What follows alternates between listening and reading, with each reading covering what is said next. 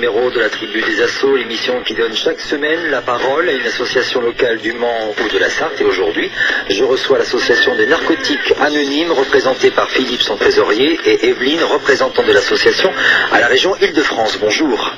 Bonjour. Alors, on donne que vos prénoms? Tout à fait. Ce qui est important parce que ça veut dire aussi que dans l'association, il y a le principe de l'anonymat. Oui, c'est très important de rester anonyme. Ça permet d'être une personne et non une raison sociale, ou ça permet de se protéger également et de se sentir à l'aise. C'est important aussi pour un bénévole de l'association, Philippe, de protéger son anonymat.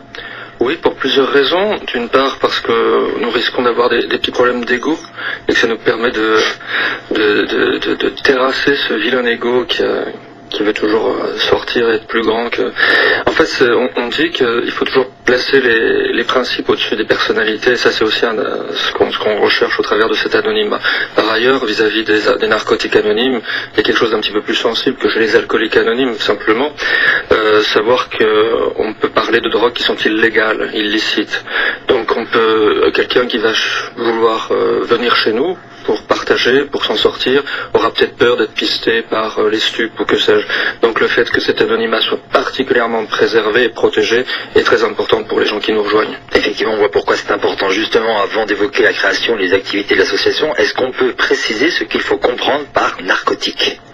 Alors dans les narcotiques, on entend tous les produits modifiant le comportement, c'est-à-dire le cannabis, la cocaïne, l'héroïne, tous les produits tels que les anxiolytiques,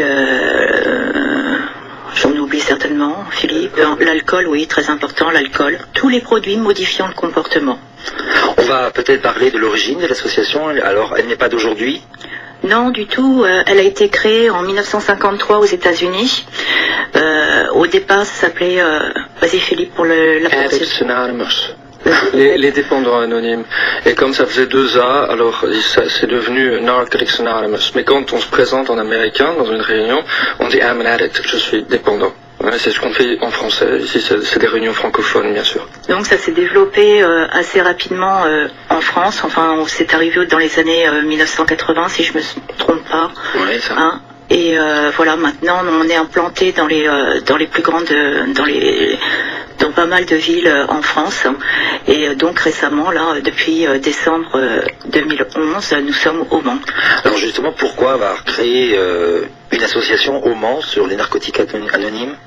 C'est une chose très simple. Il y a, je pense, beaucoup de besoin d'aider les personnes dépendantes au Mans.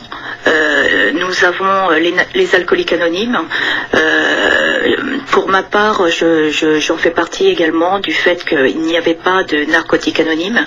Mais pour moi, mon problème, c'est pas que l'alcool, c'est l'alcool et les autres produits.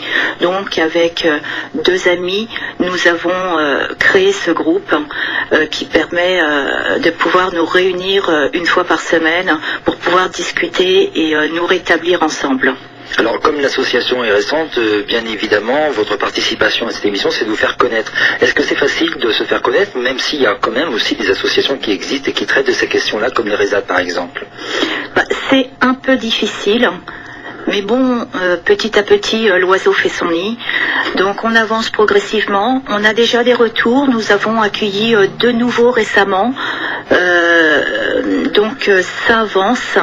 Il est certain que le fait de rien que de venir ici présenter notre association permettra de nous faire connaître. C'est difficile, il faut vraiment quand même dire que mais c'est possible. Alors c'est difficile de faire connaître l'association, ou c'est difficile finalement d'aller dans une telle association, Philippe ? C'est difficile de faire ce pas, de pousser une porte.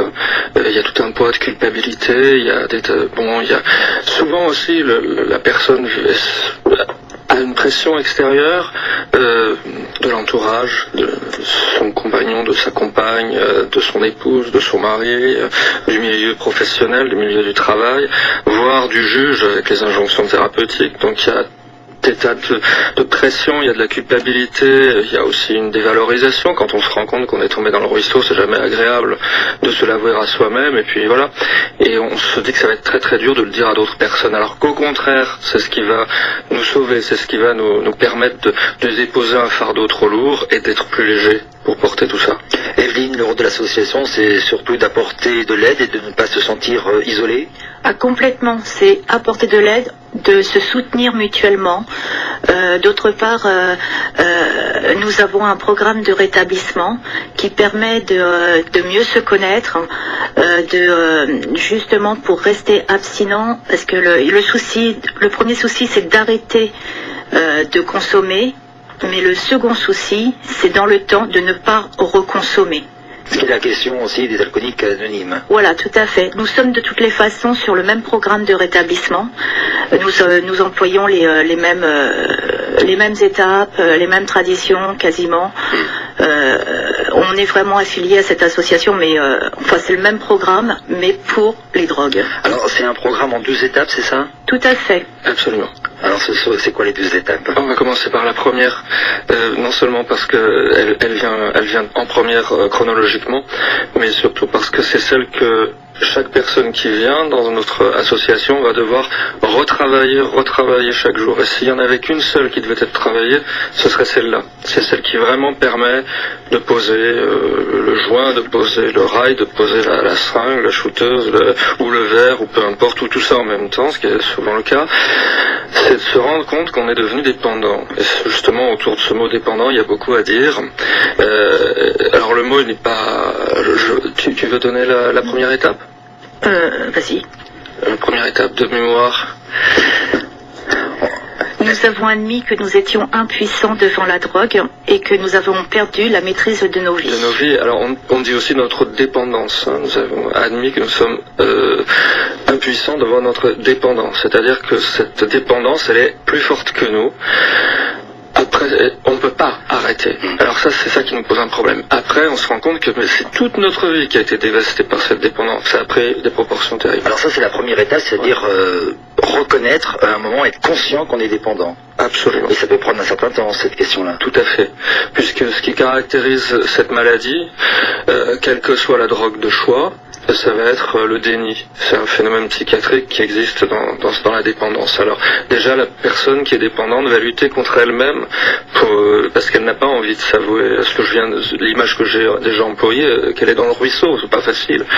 Ensuite, il faut l'avouer à d'autres êtres humains, mais c'est ça qui va être thérapeutique, et c'est pour ça que nous disons que rien ne remplacera la valeur thérapeutique de l'écoute d'un dépendant pour un autre dépendant. Voilà, donc c'est un programme en 12 étapes. On va peut-être pas décliner les 12 étapes, mais l'objectif c'est quoi finalement? L'objectif, c'est d'arriver à vivre, d'être heureux, de vivre une abstinence heureuse.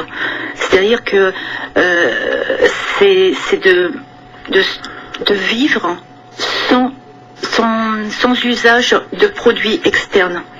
C'est-à-dire qu'en fin de compte, on reprend la maîtrise de sa vie. Alors on suppose que même si l'association a un rôle très important d'accompagnement, d'aide, d'écoute, il faut aussi peut-être passer un moment par l'étape médicale, c'est-à-dire se soigner. Tout à fait. Nous ne sommes pas médecins, nous ne sommes pas toxicologues, c'est pas notre cuisine, c'est pas notre spécialité. Nous, on est là pour apporter autre chose, pour apporter une écoute et pour nous-mêmes nous parlons pour partager. Et le dépendant va trouver en nous des personnes vis-à-vis desquelles il va pouvoir s'identifier facilement. L'empathie, elle se fait tout de suite parce qu'on est les mêmes. On a vécu les mêmes galères, on a vécu la même condamnation sociale, on a vécu les mêmes problèmes physiques, de sevrage, etc., les mêmes difficultés psychologiques. Donc d'abord, identification. Ensuite, je voudrais dire que notre programme, tout de même, c'est un programme spirituel. C'est un programme dont la visée est aussi l'autre. C'est-à-dire qu'on va aider, c'est notre 12e étape, les dépendants à se rétablir. Une fois qu'on s'en est sorti, et c'est pas facile, ensuite il faut s'en sortir sur la durée, c'est ça qui est difficile, maintenir l'abstinence sur la durée, et ensuite, ça va nous aider d'ailleurs à maintenir notre dépendance, notre abstinence plutôt, d'aller vers des gens qui souffrent encore, qui sont encore dans le produit. D'ailleurs, c'est un programme que vous proposez donc à la fois aux personnes dépendantes, mais aussi aux personnes abstinentes. Tout à fait. Alors pourquoi aux personnes abstinentes on a envie de dire qu'une fois qu'elles sont abstinentes, elles sont guéries? Non, elles ne le sont jamais. Deuxièmement, on ne propose pas ça à des personnes qui n'auraient été qu'abstinentes pendant leur vie. Elles n'ont rien à y faire, à perdre leur temps. On propose ça à des gens qui ont été dans la conso et qui ont décidé d'arrêter et de se sevrer et d'arrêter durablement. Alors, d'ailleurs, la seule condition requise pour devenir membre de cette association, c'est le désir d'arrêter de consommer. Le désir, simplement. Simplement le désir. Donc on accueille des personnes qui sont encore dans le produit, qui peuvent être encore dans le produit, mais qui ont le désir d'arrêter de consommer. Alors comment on peut créer en soi, sous une dépendance, ce désir d'arrêter? On connaît tous des gens autour de nous qui peuvent être plus ou moins dépendants à tel ou tel produit, médicaments, alcool, drogue. Comment on peut les aider? Comment on peut leur faire prendre conscience qu'il faut un moment qu'elles arrêtent? Alors leur motivation, c'est elles qui vont devoir les trouver en elles. On va dire qu'il faut pas trop être maso, il faut pas avoir envie de se faire trop de mal tout le temps. Mais est-ce qu'on y arrive facilement? Non, on n'arrive pas à faire que la personne ait envie de le faire. On peut juste lui dire qu'elle est dépendante très gentiment, avec beaucoup de bon ça s'apprend. Hein. Mais c'est elle qui va décider de se soigner, de se sevrer, de voir d'autres dépendants, de reconnaître d'abord qu'elle est dépendante. Nous avons des programmes aussi pour les familles, les accompagnants. Alors pour les alcooliques anonymes, on les Alanons. Nous, les alcooliques anonymes, on a aussi un programme de ce type-là, c'est-à-dire pour les... Si. Ah bon? Non, c'est je Par comprends contre, non, je ne pense pas qu'il y a. Il y a pour les enfants. Les enfants, oui, pardon, c'est pour les enfants, c'est oui, Nalatyne, ou un truc comme ça. Excusez-moi, mais on n'est pas très au courant parce qu'on n'est pas entre adolescents ni entre familles, mais c'est pour dire que les gens qui entourent des dépendants doivent faire un truc très difficile qui est de lâcher prise. Parce que quand on voit quelqu'un dans sa famille ou dans son entourage qui est en train d'en crever, littéralement, et Dieu sait si on peut être détruit très très vite par les substances prohibées, ben, on a envie de l'extirper malgré sa volonté. Or, ça ne marchera pas. Il faut attendre que la volonté soit celle de la personne elle-même qui doit se soigner. Alors, évidemment, il y a un lâcher-prise à faire et c'est très difficile. Evelyne, pour sensibiliser sur ces questions-là, les personnes dépendantes, il y a eu une campagne de menée au national par l'association en janvier 2012. Alors, une campagne assez terrible, hein, parce qu'elle sensibilisait sur les potentielles issues d'une telle consommation. C'est-à-dire que si vous continuez à être dépendant, soit c'est la prison, soit c'est l'hôpital, soit c'est la morgue, carrément. Bah, c'est réel. C'est ce qu'on dit d'abord dans notre programme. C'est réel. L'issue de la consommation overdose, la morgue. Hein, si on fait du trafic de stupéfiants, la prison, l'hôpital psychiatrique, enfin voilà, les quoi. Il y a tous les. Par la consommation. C'est la réalité, hein. De long terme. Donc, vous savez qu'il y a un sujet un peu politique en ce moment, bon, même si le président de la République a tranché et que c'est niette, on parle toujours de la question de la dépénalisation du cannabis. Vous en pensez quoi, vous? Nous n'avons absolument pas à nous exprimer là-dessus, nous ne nous opposons à aucune cause, nous ne soutenons aucune cause, nous sommes rigoureusement apolitiques. Sinon, nos fameux égos risqueraient de s'entrechoquer. C'est pas qu'une question politique, c'est une question de société. Nous ne répondrons pas là-dessus. On a beau rester donc neutre. Dans quelques instants, on va parler des activités, du fonctionnement de l'association, et vous nous avez proposé une pause musicale. Oui, je sais plus c'est Mezzo ou Brava qui passait récemment un concert de Ravi Shankar qui était au Royal Albert Hall à Londres en 2003 et ça m'a rappelé ma jeunesse dans les années 70, mon enfance, et j'écoutais les concerts d'Okora Radio France Ravi Shankar et c'est évidemment c'est un petit peu un clin d'œil parce que c'est quelque chose que la culture populaire assimile au shit alors qu'il y a en effet des brahmanes qui peuvent prendre du shit pour jouer. Moi c'est pas ceux qui jouent. Et en tout cas, on n'a jamais vu Ravi Shankar complètement défoncé sur une scène. C'est pas la même chose. On se retrouve dans quelques instants pour parler du fonctionnement de l'association des narcotiques anonymes.